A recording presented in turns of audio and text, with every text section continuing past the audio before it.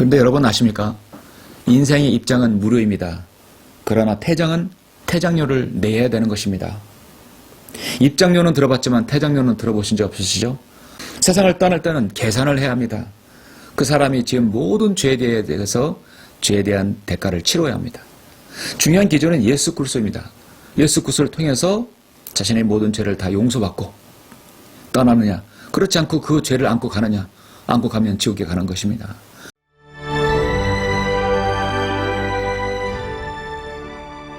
여러분, 우리가 살아가면서 기억 속에 참 아름다운 모습 중 하나가 무엇이 있습니까? 그중 하나가 아름다운 퇴장이 아닐까 생각합니다. 화려한 등장도 좋지만 더 중요한 것은 아름다운 퇴장입니다.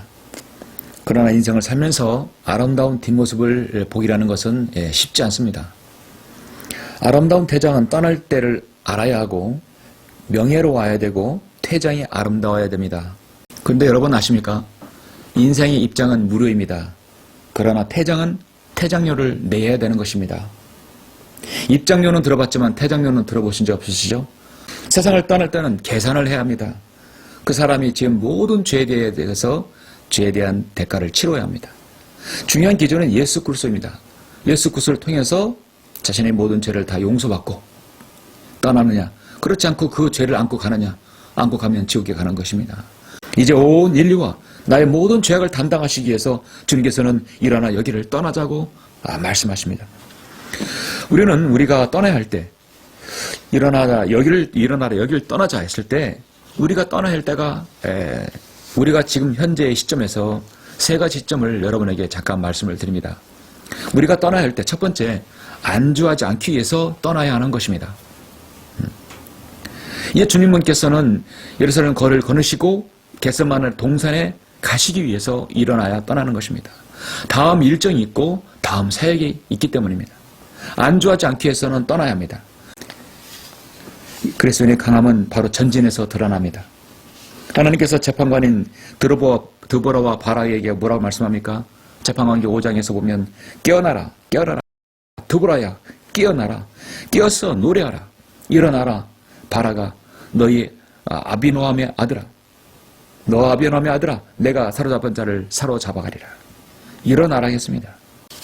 일어나 떠나지 않으면 나는 안주하겠다는 것이죠.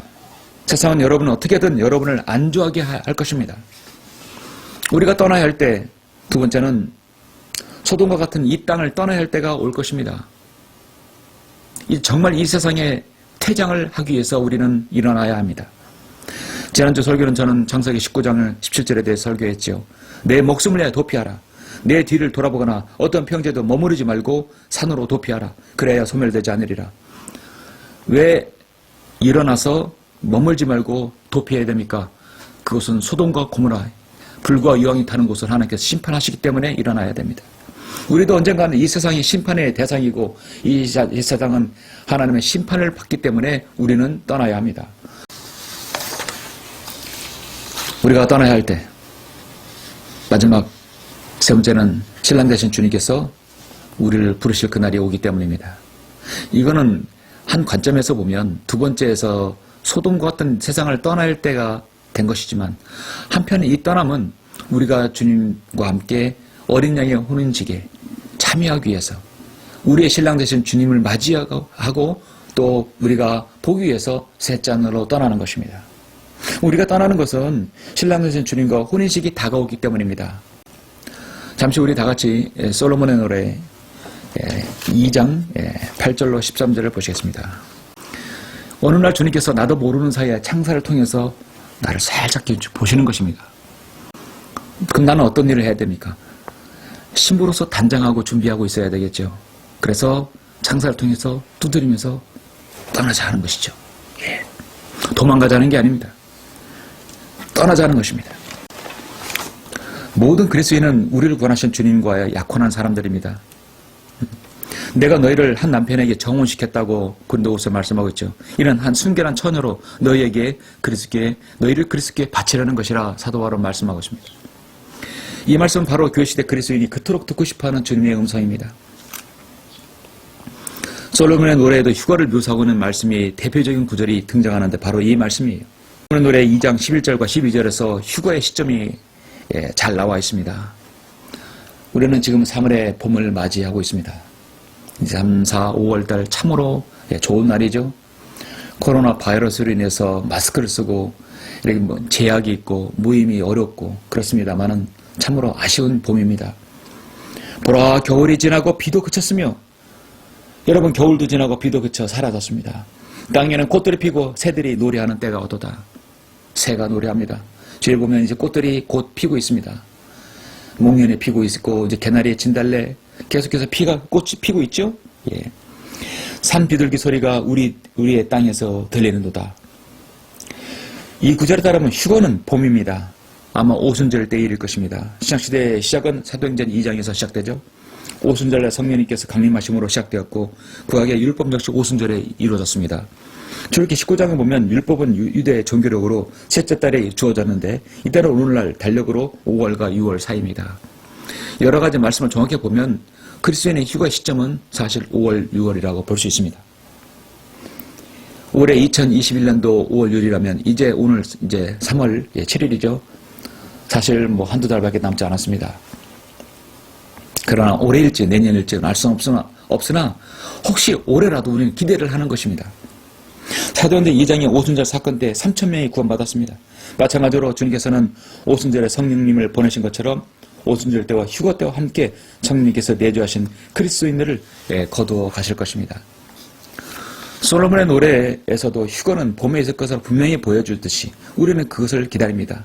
주님의 재림은 그러면 장막절입니다. 아마 우리의 달력을 타면 9월달, 10월달이 될 것입니다. 휴거는 한 장소에서 다른 장소로 옮겨지는 걸 말합니다. 독수리가 자신의 먹이를 나가채는 걸 말하는 것입니다. 라틴어 라삐레에서 유래한 것이죠. 나가채다 하는 것이죠. 다른 장소로 옮기다 라고 말씀하는 것입니다.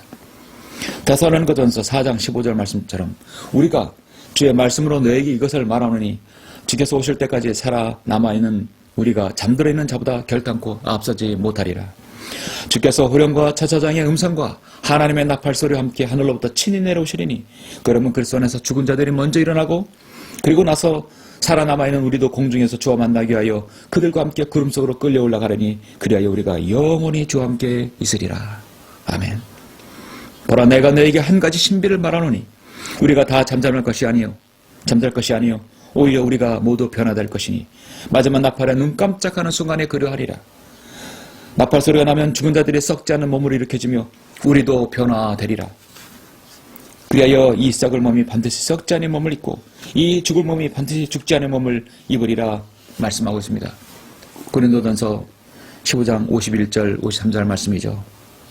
이 휴거는 죽은 그리스도인의 부활과 살아있는 저와 여러분의 휴거의 희열, 몸의 변화를 말씀하고 있는 것입니다. 그러므로 신부가 될 처녀는 교회는 자신의 몸가짐을 어느 때보다도 정결하게 가꿔야 할 때입니다. 가장 신랑 되신 주님께서 오실 날이 임박할 때 가장 정결한 모습으로 발견되어야 되겠죠. 이미 2000년 전에 그리스도인이 그렇게 했습니다. 하물며 1000년, 2000년이 지난 지금 우리 그리스도인은 어떻게 해야 되겠습니까? 첫 번째, 우리는 사역의 전진을 위해서 안주하지 말고 계속 주님께서 사역의 문을 열어주시라고 기도하면서 있는 자리에서 일어나 계속 떠나야 합니다. 영적인 지도자는 떠날 때를 알아야 합니다. 두 번째, 우리는 주님께서 이탁하신 사역을 언젠가 막아갈 날이 올 것입니다. 이제 소돔과 고모라 같은 이 땅을 등지고 떠날 때가 있는 것입니다. 우리 주님과의 혼인식이 예약된 신부이기 때문에 우리는 또 올라갈 때가 있는 것입니다. 이 땅에서 이 기간은 주님과의 그 설레임의 만남의 준비 기간입니다. 잘 단장해야 될 것이죠.